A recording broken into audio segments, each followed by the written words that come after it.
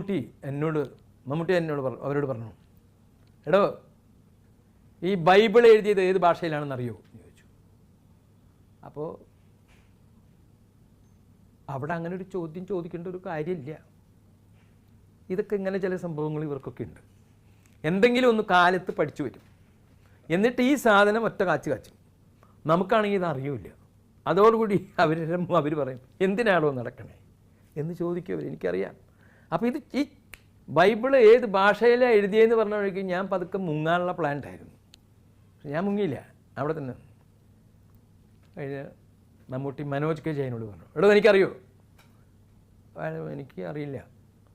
കൊച്ചിൻ ഹനീഫോട് ചോദിച്ചു, തനിക്കറിയോടോ ബൈബിൾ എഴുതി ഏത് ഭാഷയിലാണ്?